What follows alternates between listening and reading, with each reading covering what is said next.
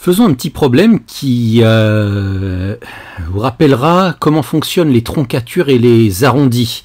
Parce que dans mes classes, j'ai vu tellement d'élèves qui savaient bien résoudre des problèmes, parfois des problèmes difficiles sur les cosinus ou sur d'autres chapitres, et qui malheureusement, juste à la dernière ligne, se trompaient, faisaient des erreurs d'arrondi ou des erreurs de troncature. Il vaut mieux bien mettre ça au clair pour éviter de perdre des points bêtement dans les contrôles sur un mauvais arrondi. Donc voilà, je vous donne un petit problème qui n'est pas très dur. Un rectangle a une longueur de 5 cm et son aire mesure environ 17,53 cm². On a une valeur approchée de son aire, on n'a pas son aire exactement. Et on vous dit que cette valeur approchée est un arrondi au centième. Et je vous demande de donner le meilleur encadrement possible de sa largeur. Et une fois qu'on aura résolu ce problème, on refera ensuite exactement le même problème, sauf que cette fois on considérera que 17,53 c'est la troncature au centième de l'aire.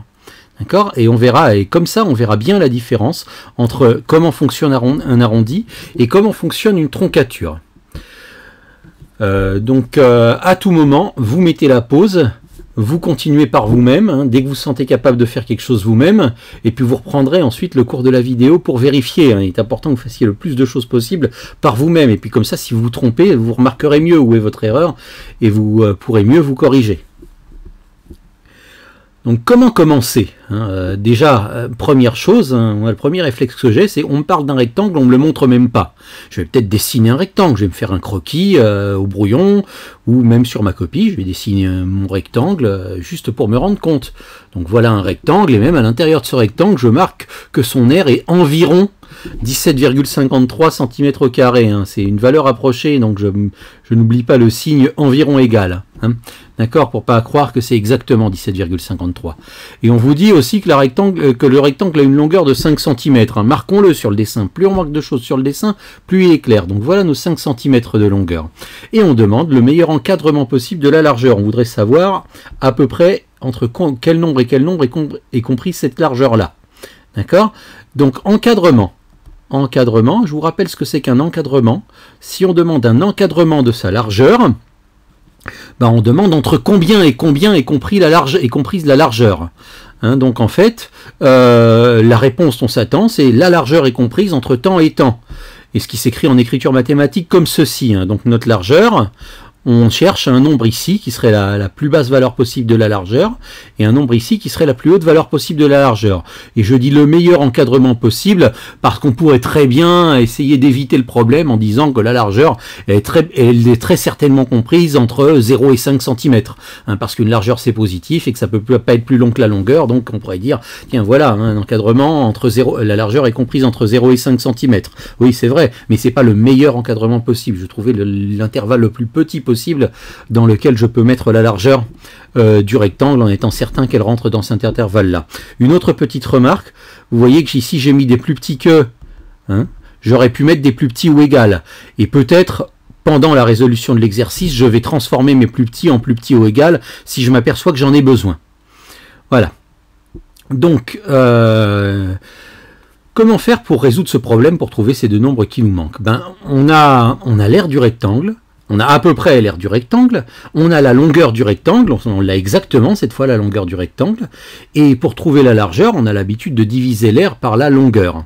D'accord ? Maintenant l'aire, on l'a pas exactement, c'est environ 17,53, et je voudrais savoir quel genre d'aire on pourrait arrondir à 17,53. Entre combien et combien, je vais essayer d'encadrer l'aire. Entre combien et combien est comprise l'aire. Si son arrondi, c'est 17,53. Et pour ceci, je vais tracer une petite partie de l'axe des nombres, de la droite réelle. Là, je vois, j'ai mon 17,53. À gauche, il y a 17,52. Et à droite, il y a 17,54.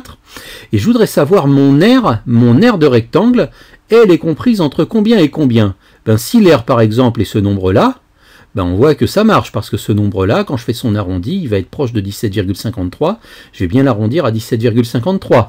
Mais si par contre l'aire est trop petite, si l'aire est par ici, alors par ici, c'est plus proche de 17,52. Donc une aire qui serait égale à ce nombre-là, je l'arrondirais à 17,52, et là ça ne marcherait pas, donc mon aire ne peut pas être égale à ce nombre-là.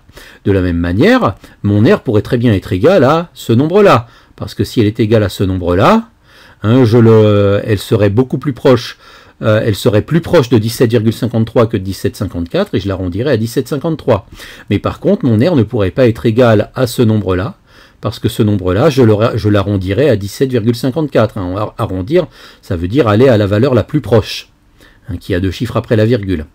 D'accord? Donc moi, je voudrais savoir dans quelle limite sur cette droite peut se trouver mon R.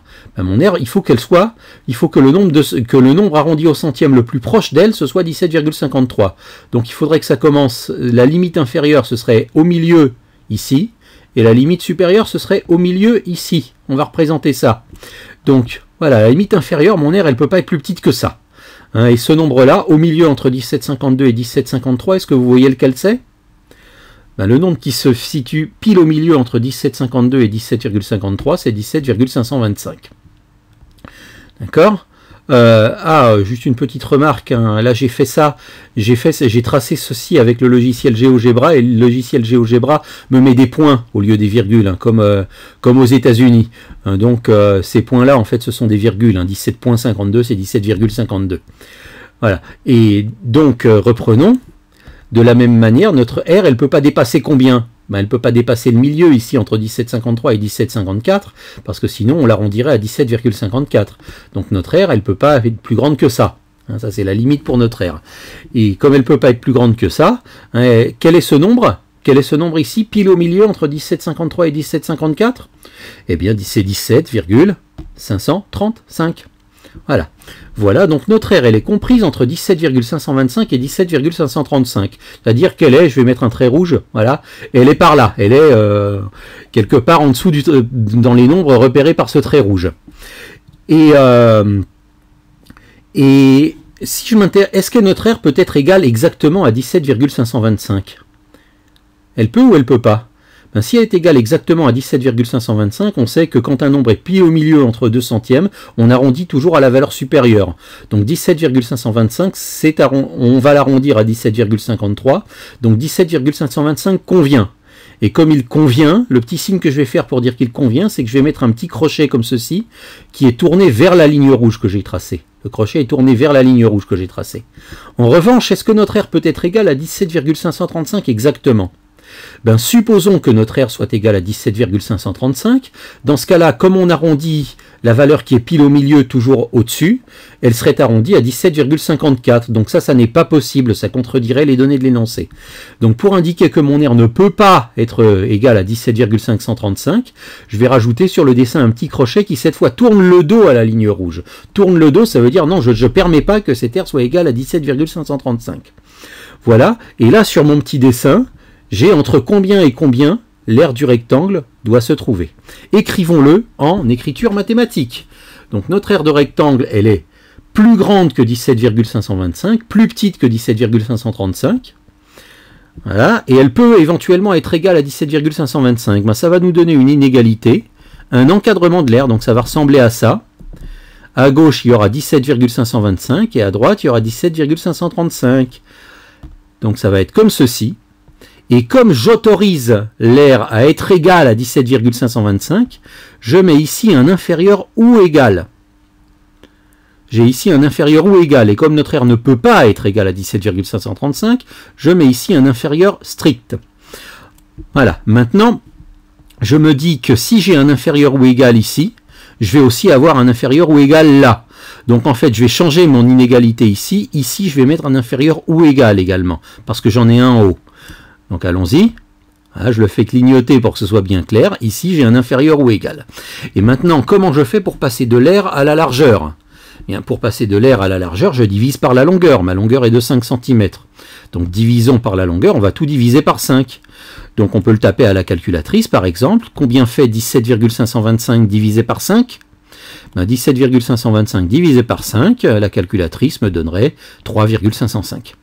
Donc la plus petite valeur possible pour la largeur, c'est 3,505 cm.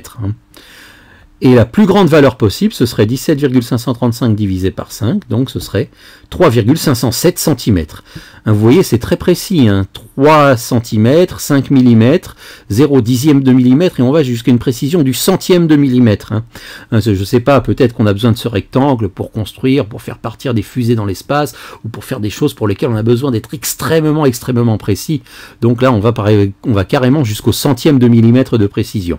En tous les cas, on a trouvé notre nos valeurs possibles pour la largeur. Elle doit être comprise entre 3,505 et 3,507. Elle peut être égale à 3,505 cm, mais elle ne peut pas être égale à 3,507 cm. Maintenant, reprenons ce problème, mais cette fois en admettant que 17,53 c'est la troncature au centième, et non pas l'arrondi au centième de la valeur de l'air. Alors, qu'est-ce que ça veut dire troncature au centième? Troncature au centième, ça veut dire que si j'écris mon air exactement, ça va commencer par 17,53 et il va y avoir d'autres chiffres après. Troncature, ça veut dire qu'on a coupé tous les autres chiffres après le centième. On ne s'est pas posé la question, comme pour les arrondis, de qu'est-ce qui était le plus près de 17,53. On sait juste que notre air, l'air du rectangle, c'est 17,53 et plein d'autres chiffres derrière. Je ne sais pas combien il y a d'autres chiffres derrière, ça ne m'intéresse pas.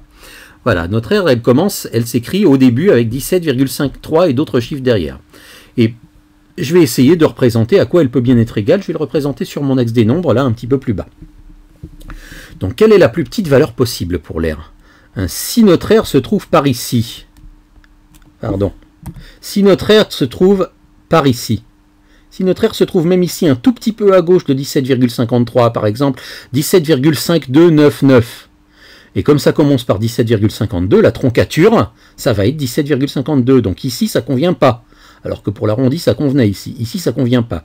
Il faut que mon air commence par 17,53, donc elle ne peut pas être plus petite que 17,53. Mon air, elle doit commencer, la plus petite valeur possible, c'est ici, c'est 17,53, que je marque comme ceci. Voilà. Maintenant, je peux aller jusqu'où?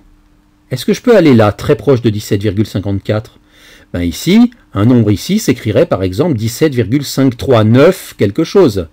Mais 17,539, ça commence bien par 17,53, donc quand je fais la troncature, quand j'enlève les chiffres d'après, il me restera bien 17,53, donc un nombre ici conviendrait. En fait, tous les nombres conviennent jusqu'au 17,54, qui lui ne convient pas. Donc en fait, ma limite supérieure, pour mon air, c'est 17,54.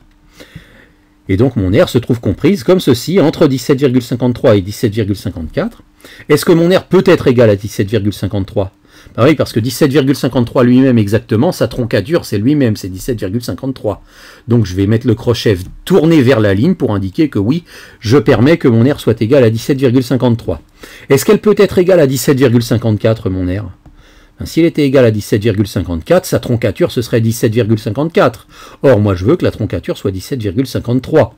Donc je ne permets pas que mon air soit égal à 17,54 et donc je fais tourner mon crochet dos à la ligne pour indiquer non, je ne veux pas que l'air soit 17,54. Et maintenant, comment je vais pouvoir écrire? Est-ce que vous pouvez peut-être vous-même mettre la pause et écrire cette fois l'encadrement de l'air comme on l'avait écrit ici, quelque chose qui soit adapté cette fois ici? Eh bien, il faut tout simplement écrire que l'air est comprise entre 17,53 et 17,54, mais peut être égal à 17,53 et pas à 17,54. Donc c'est notre air. Notre air va être comprise. Voilà, 17,53 est inférieur ou égal à la valeur de l'air, et la valeur de l'air est inférieure strictement à 17,54. Et ensuite, peut-être que vous pouvez mettre la pause et terminer. Parce que c'est exactement la même chose, à partir de maintenant, c'est exactement la même chose que ce qu'on a fait au-dessus. Pour avoir la largeur, il faut diviser l'air par la longueur, donc il faut diviser l'air par 5 cm, puisque ma longueur, c'est 5 cm. Donc je divise tout par 5, je prends ma calculatrice, je tape 17,53 divisé par 5, et je tape 17,54 divisé par 5. Donc 17,53 divisé par 5, ma calculatrice me donne 3,506. 17,54 divisé par 5, ma calculatrice me donne 3,508.